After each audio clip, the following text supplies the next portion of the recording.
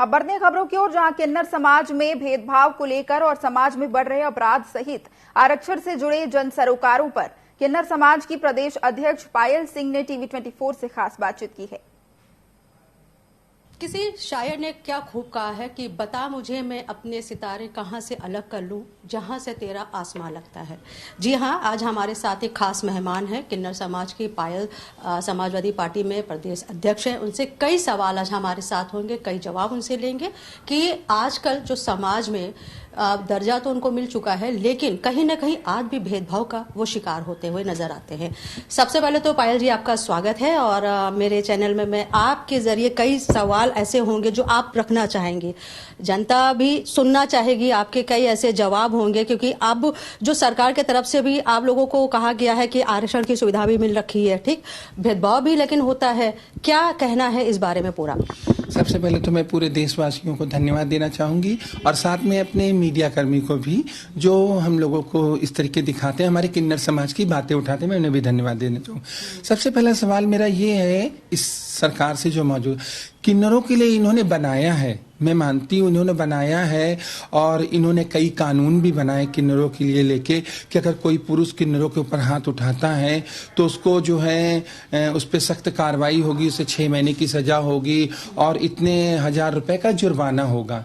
ये चीज जो है उन्होंने बोली है। तो उसके बाद मैं देखती हूँ जो भी सरकार ने लागू किया है वो सिर्फ कागजों पे रह गया है, ऐसा कुछ भी नहीं हमें मिल रहा है, ऐसा कुछ भी हमारे किन्नर समाज को नहीं दिख रहा है, क्योंकि हमारा हर जगह मैं देख रही हूँ किन्नर समाज मारा जा रहा है और किन्नर लड़ाई नहीं होती है, पुरुष लोग उन पे हाथ छोड़ते हैं। तो ये कितनी बड़ी बात है। इस तरीके की कई जगह पे ऐसे देखा भी जाता है कि थानों में कभी उनके साथ भेदभाव होता है, मारपीट भी होती है।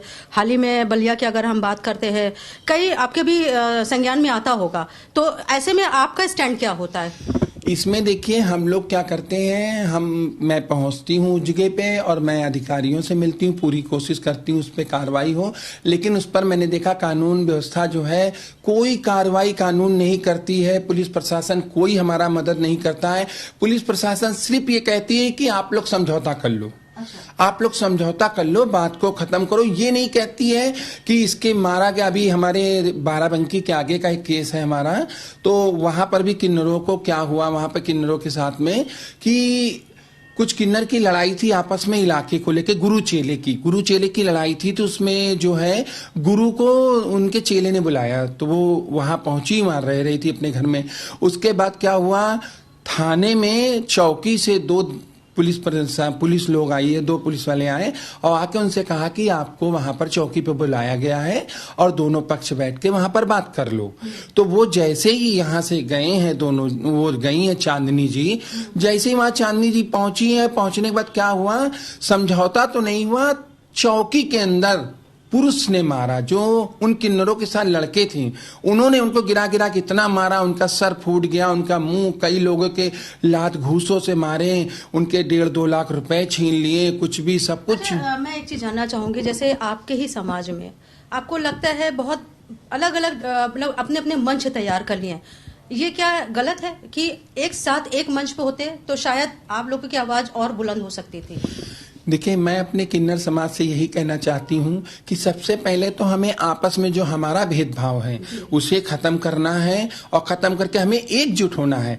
हमें पार्टी हमारी अपनी जगह रही कि मैं समाजवादी में हूँ, कोई बीजेपी में है, कोई कहीं है, तो उससे हमें पार्टी से मतलब नहीं है, लेकिन उसके अलावा जो हमारा एक चीज है वो हमें किन्नर है। तो हमारा किन्नरों में एक आपस में संगठन होना चाहिए, एक समझौता होना चाहिए कि अगर किसी पे आपत्ति आती है तो वो सारा किन्नर एक साथ खड़ा हो। ये नहीं, अगर किन्नर लड़ते हैं तो कोई बात नहीं, आपस में किन्नर देखिए, गुरु चेला जैसे कहते नहीं, एक घर में परिवार होता है तो माँ के 4 बच्चे होते तो लड़ाई झगड़ा होती, वो एक अलग चीज है। लेकिन अगर कोई आम आदमी अगर किसी किन्नर पे हाथ उठाता है तो उसमें सारे किन्नरों को निकल के आना चाहिए, और जो नहीं आते हैं उसी का आज ये फायदा उठा रहे हैं लोग कि इस तरीके मारे जा रहे हैं, कोई कार्रवाई नहीं होती है, कोई सुनवाई नहीं होती, सिर्फ ये इसलिए हो रहा क्योंकि हमारे किन्नरों में एकता नहीं है। अच्छा, सरकार की तरफ से कई ऐसे कल्याणकारी योजनाएं हैं, क्या वो आप लोग तक पहुंच जाती हैं या अभी अधूरे हैं? देखिए, सरकार ने जो भी किया है अब तक वो सिर्फ कागज में किया है। अभी हमें किसी को कुछ नहीं मिला है, किसी को कुछ नहीं मिला है।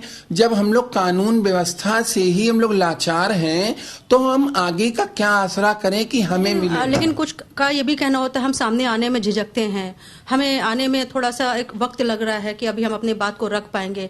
हमें एक जगह ऐसी होनी चाहिए जो हम सब इकट्ठा होकर अपनी बात को रख पाएंगे। आपको नहीं लगता कि आपके ही समाज में लोगों की जो राय है वो अलग अलग हो गई है? नहीं, ऐसा नहीं। समाज की राय देखिए, हम लोग एक है, लेकिन हमारा कहने का मतलब है सरकार जब वो सुविधा देती है तब ना। अभी जैसे कि हमारे कुछ एनजीओ हैं, मैंने भी अपने एनजीओ से किन्नरों को लॉकडाउन के समय आम लोगों को और किन्नरों को भी हम लोगों ने चावल और राशन बांटा, तो सारा किन्नर खुल के आया लेने, खुल के आया। लेकिन जब सरकार देना ही नहीं, जब पहले ही वो इतना कागजों में उलझा देती है कि आपको लेके आना है कि आप कहाँ पैदा हुए।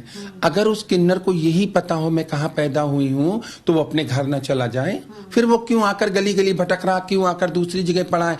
हमारा किन्नर समाज को पता नहीं रहता। अब कोई वोटर कार्ड बनना हो तो हमारे पहली बात तो ये सरकार कह रही है कि वोटर कार्ड दीजिए, आधार कार्ड दीजिए, पैन कार्ड दीजिए, ठीक है। जब हमारे किन्नरों का वोटर कार्ड ही नहीं बन रहा है, पैन कार्ड नहीं बन रहा है, उनके आधार बनने मुश्किल हो गए हैं, तो हम किस तरीके से आपको पूरे कागज दें जो आप हमें उसकी सुविधा देंगे? बताइए, हमें कहां से सुविधा हम आपसे उठा लें?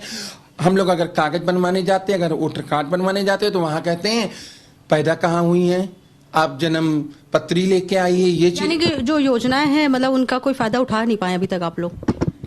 उसका जो फायदा है वो सरकार खुद ही उठा रही है, वो हम किन्नरों को तो नहीं मिल रहा है।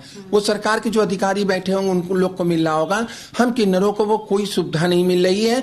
हम किन्नर जैसे कल थे, अपनी लड़ाई लड़ रहे थे और अपने हक के लिए झगड़ रहे थे, वही चीज आज भी हमारे साथ है।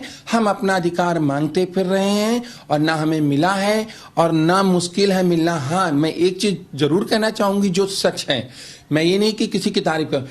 हाँ, कभी कांग्रेस सरकार थी, इंदिरा गांधी का जमाना था, तब किन्नरों को पेंशन मिलती थी।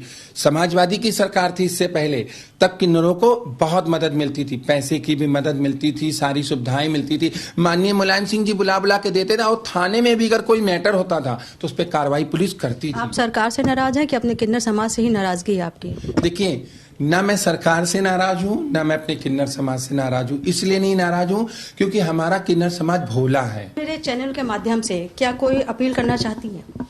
मैं तो देखिए अभी मौजूदा सरकार से माननीय योगी जी से यही कहना चाहती हूं कि जिस तरीके आप सब चीज पे ध्यान देते हैं उस तरीके आप हम लोग पर भी ध्यान दें। अगर जो कानून आपने बनाया है तो उसका फायदा भी हमें मिलना चाहिए। उसमें ये नहीं भेदभाव होना चाहिए कि ये किस जाति से है, ये किस जाति से है, या किस पार्टी से ये है या किस पार्टी से ये है। इसके लिए बहुत बहुत शुक्रिया।